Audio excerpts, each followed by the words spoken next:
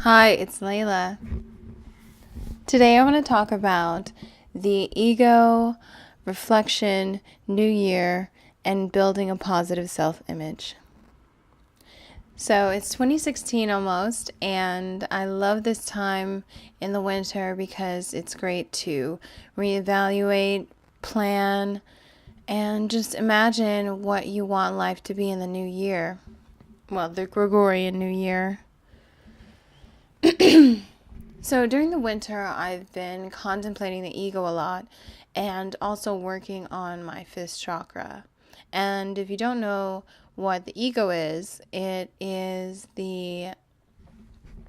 basically the image of the self that we use in the material world to create a defined sort of existence that it separates us between, it's the separation between our true self and the world around us. So we build up an ego, we live in the ego, and we kind of pretend that the ego is us, when in fact the ego is really an artifact of a time and actions.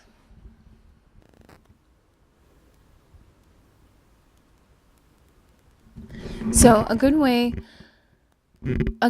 to identify where your ego exists and how to interact with it, because a lot of the times when working with our auras and getting to know our different energetic bodies, and I actually have another podcast that goes into the introduction of energetic bodies and auras if you'd like to check that out as well.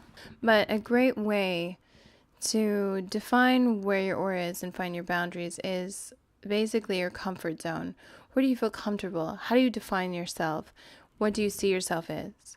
Because a lot of the times, if we want to escape our ego, we find that our ego will lash back. Our ego is this sort of calcified thing most of the time that doesn't really want us to change, even if it's for the better. That's the other thing. The ego is not about betterment, it's about stagnation. And it's also about, because again, it's about having that structure, because our true self is infinite ultimately. And without the ego in this physical world, we can wake up one day and just be a totally different person. And can you imagine what that would do to this type of society? So the ego is very critical for Western society and most modern societies.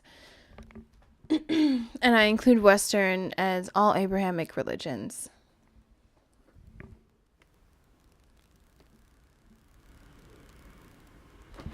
So again, breaking out of the ego and reimagining yourself in the new Gregorian New Year, 2016, is fundamental, I feel, to any spiritual development. And it's also a painful process, because when you acknowledge the boundaries of your ego, when you acknowledge who you truly are and the amalgamation of all your actions, it can be painful. It can be really hard. I didn't realize how truly difficult it was to let go of your ego and become a new person until when I actually stepped outside my comfort zone and decided to start doing podcasts, to start learning and expressing more than just being a silent witness.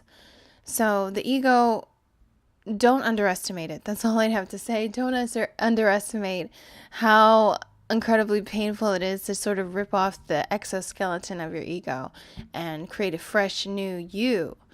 Even if you perceive shortcomings, it's all right. It's all part of changing and growing. I like to look at the ego as just this cocoon that engulfs us, and most of us need to rip it away so that we can become the butterflies we want to be. But majority of us, I would say 99+%, just want to stay in that shell, stay in that cocoon, and just die within it and be comfortable there.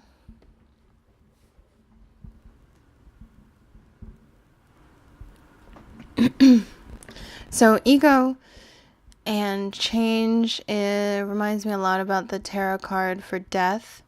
You know, the rebirth, the change, the transformation.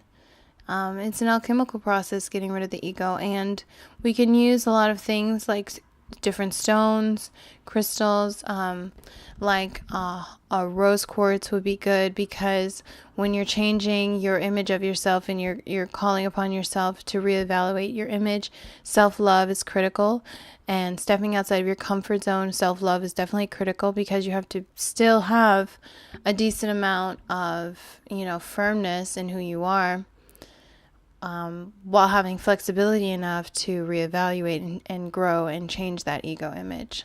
Black tourmaline is also another good one for grounding and getting the energy, and also creating that positive psychic awareness that you need. Along with, many other crystals, whatever calls out to you, because during each period of transformation, there's going to be different elements, different herbs, different stones we'll want to use. Sometimes we'll be in a fire zone where we want something with a lot of brightness, a lot of fire. And then sometimes we'll want to be more reflective in a transformation phase.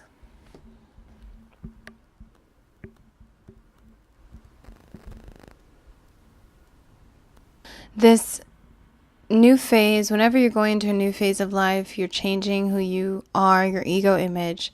It's about letting go of the fear and accepting who you are.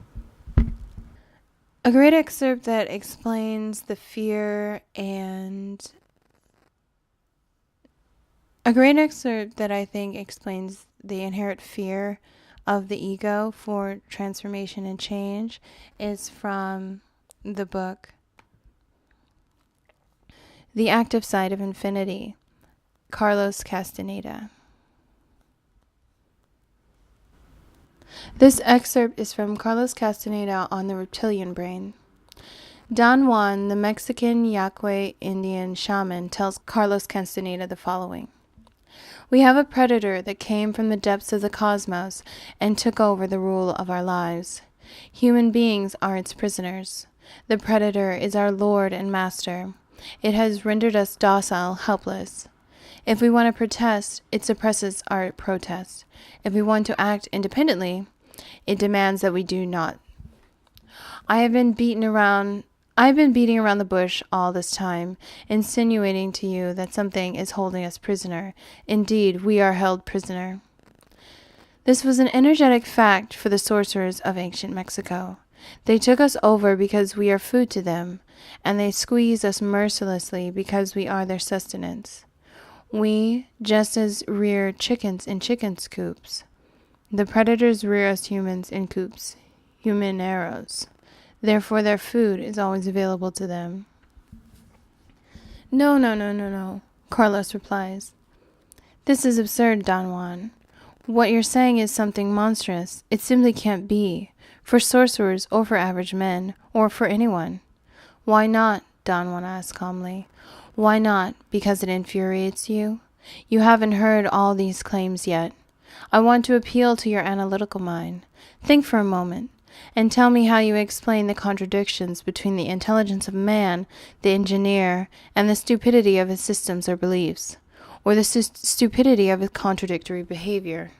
Sorcerers believe the predators have given us our systems of belief, our ideas of good and evil, our social mores. They are the ones who set up our hopes and expectations and dreams of success or failure. They have given us covetous, greed, and cowardice. It is the predators who make us complacent, routinary, and egomaniacal. But how can they do this, Don Juan? Carlos asked, somehow angered further by what Don Juan was saying. Do they whisper all that in our ears while we are asleep? No, they don't do it that way. That's idiotic, Don Juan smiled. They are infinitely more efficient and organized than that. In order to keep us obedient and meek and weak, the predators engage themselves in stupendous maneuver. Stupendous, of course, from the point of view of a fighting strategist, or horrendous maneuver from the point of view of those who suffer it. They gave us their mind. They gave us their mind. Do you hear me? The predators give us their mind, which becomes our mind.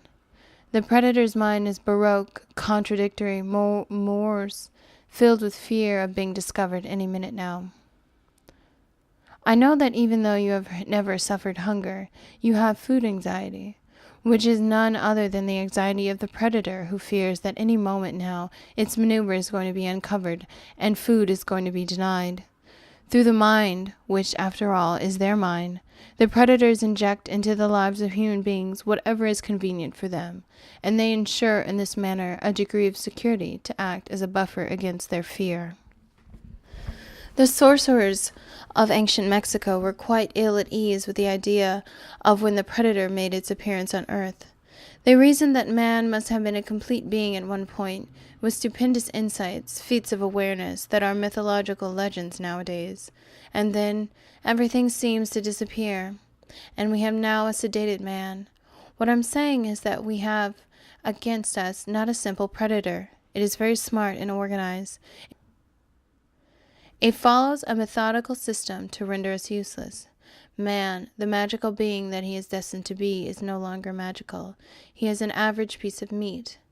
There are no more dreams for man, but the dreams of an animal who is being raised to become a piece of meat, trite, conventional, imbecilic.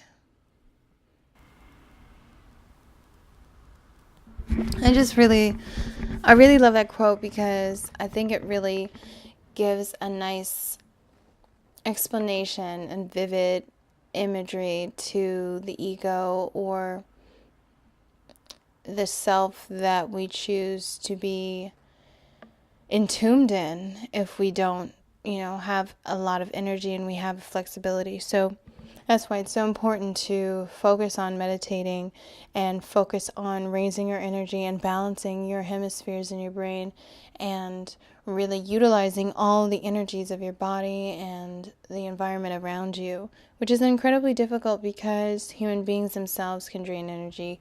Negative thoughts drain energy. Everything can drain energy in this society. Stupid bills can drain energy. So focus on 2016, becoming who you are, becoming who you want to be, and not being entombed in an old ego. Thanks for listening. This is Layla. You can find me on telepathy.com or YouTube, Instagram, Facebook. Don't forget to subscribe.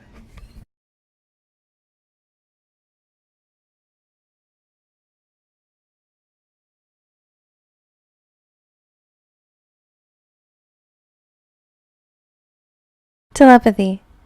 Crystals, jewelry, herbs. Reawaken.